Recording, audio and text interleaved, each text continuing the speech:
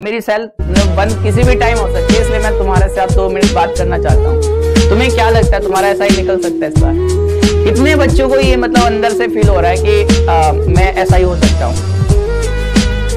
कितने बच्चों को अंदर से आ रही है बात?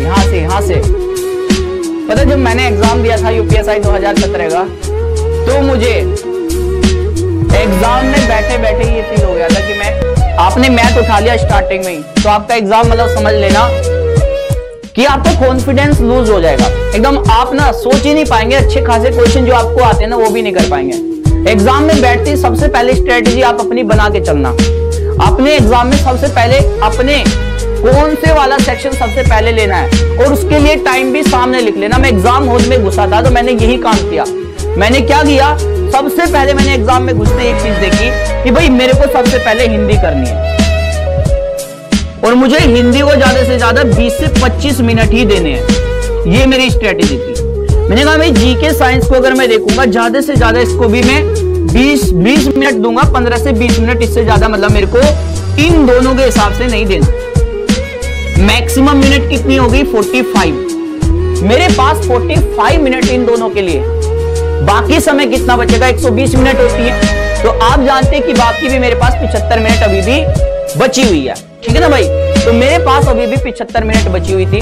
उसके हिसाब से देखा जाए तो मैंने रीजनिंग के लिए निकाला टाइम कि मैं इसके बाद में रीजनिंग को देखूंगा, और रीजनिंग के लिए मैं निकाल लेता हूं कम से कम 40 मिनट तो होनी चाहिए। 30 से 40 मिनट, 30 से 40 मिनट, मतलब इसके पास 30 से 35 मिनट में इसको देके चलूंगा, क्योंकि इसमें कथन निष्कर्ष वाले क्वेश्चन अच्छे खासे आ जाते हैं।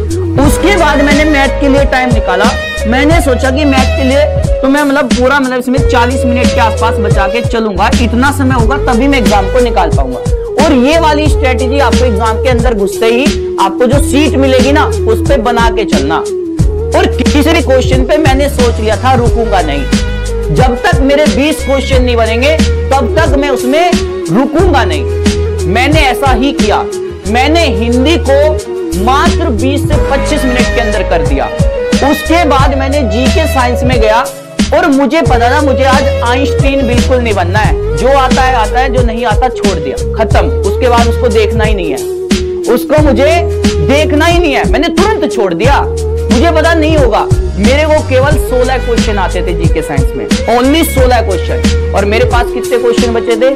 24। अब 24 में से मैं केवल तुक्के लगा सकता था। हकीकत है, कुछ भी ऐसा नहीं बताऊंगा जिसमें आपको मैं चाहता हूं कि आपको अगर कोई भी मोटिवेशन मिले तो वो चीज एकदम सही होनी चाहिए, एकदम फैक्ट होनी चाहिए। अब देखो मैं क्या करूं, क्योंकि मेरे को जीके साइंस बिल्कुल नहीं आती थी, और 7 दिन में कितना पढ़ सकता था मुझे पता ही नहीं था किस तरह से पेपर आएगा। अब मेरे को इतना पता था कि भाई 16 क्वेश्चन मुझे आते हैं, बाकी के 24 मुझे नहीं आते। अब बहुत सारे बच्चे क्या सोचते हैं कि निगेटिव हो जाएगा, ये हो जाएगा, वो हो जाएगा, मैं क्वेश्चन सारे अटेम्प्ट नहीं करूंगा। मैंने सोचा 24 को बाद में देखूंगा। फिलहाल में इन 24 के हिसाब से कुछ 2-4 क्वेश्चन ऐसे भी थे जिसमें मुझे ऑप्शन के हिसाब से ये लग रहा था कि भाई इसका ये भी हो सकता है, ये भी। मैंने उसको मार्क एज रीड कर दिया। मार्क एज रीड मतलब इसको मैं बाद में देखूंगा और इसका आंसर टिक करूंगा। ऐसे करके मैं आगे बढ़ गया, और मैंने 15 से 20-25 मिनट लग गई इसमें, फिर भी मेरी 25 मिनट इसमें लगी गई। और मैंने इसमें से जितने भी क्वेश्चन बने 24 में से सारे के सारे जितने भी थे वो मेरे टोटली तुक्के थे। टोटली तुक्के 24 क्वेश्चन में। कुछ नहीं पता था, कुछ भी नहीं। 4-5 क्वेश्चन को कह सकता था कि इसमें हो सकता है। ठीक है ना भाई? तो ऐसे मैंने करके आगे बढ़ गया। उसके बाद मैंने क्या किया, उसके बाद मैं सीधे रीजनिंग पे पहुंचा, और मुझे पता था कि कथन निष्कर्ष वाले क्वेश्चन आंखों के सामने आएंगे। मैंने 1% भी कथन निष्कर्ष का क्वेश्चन को देखा तक नहीं। इतने बड़े बड़े कथन थे, पूरा का पूरा स्क्रॉल डाउन करना पड़ता था, पढ़ना पड़ता था। मैंने तुरंत छोड़ दिए।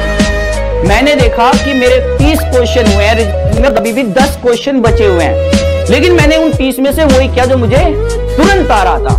तुरंत आगे बढ़ गया, छोड़ के मैथ में गया। मैथ में आते ही मुझे जो भी क्वेश्चन नजर के सामने आया तुरंत कर दिया। पेन तक नहीं चला, और 20 से 25 मिनट में ही 30 क्वेश्चन हो गए थे। 20 से 25 मिनट में ही 30 क्वेश्चन, मैथ एकदम आसान। और उसी टाइम पे फील हुआ एग्जाम आज मेरे लिए बना है, और मैं एग्जाम निकाल सकता हूं। अंदर से फील हो गया था कि आज मुझे कोई रोक नहीं सकता यूपीएसआई में। तो मैंने फिर उसके बाकी के जो 15 मिनट बची हुई थी, मतलब मेरे को 40 मिनट चाहिए थी, आगे की 40 मिनट में से भी मैंने 30 मिनट के आसपास में ही जो आगे के क्वेश्चन थे वो इतने आसान आए, जैसे मोड निकालना आ गया है ना। कुछ क्वेश्चन तो ऐसे लगे, बस एक क्वेश्चन ने 3 मिनट ली, वो थे डीआई का क्वेश्चन। डीआई के क्वेश्चन में मुझे टाइम लगा, बाकी 30 मिनट में 40 क्वेश्चन मैथ के खत्म ही हो गए थे। 20 मिनट में 30 तक पहुंच गया था और बाकी कर दिया, मतलब एकदम आसान लग रहा था पेपर। और उसके बाद मेरे पास अभी भी टाइम बचा हुआ था, अभी भी मेरे पास 15 मिनट थी, कम से कम 15 से 20 मिनट आराम से बची हुई थी। फिर मैंने रीजनिंग पे गया और मैंने जो क्वेश्चन मुझसे नहीं बन रहे थे उनको किया। फिर भी मेरे 5 क्वेश्चन रह ही गए रीजनिंग में, मतलब तब भी पूरा मतलब नहीं हो पाया। तो इस स्ट्रेटेजी से मैंने काम किया और मैंने देखा कि भाई मेरा स्कोर इतना था कि अगर मैं फाइनल कट ऑफ में भी देखूंगा तो मेरा नंबर आ जाएगा। बहुत ही बेहतरीन तरीके से, मतलब मेरे को अंदर से फील हो गया कि भाई साहब आज मैं कुछ कर सकता हूं। लेकिन आपका सबसे बड़ी पता है क्या बात है, एग्जाम में आपको कितनी नॉलेज है इस बात से कोई मतलब नहीं। एग्जाम में कितने कम समय में आप कितना ज्यादा करोगे ये डिपेंड करता है। और उसके लिए भी जरूरी है कि आपने कौन से सेक्शन को चुना है।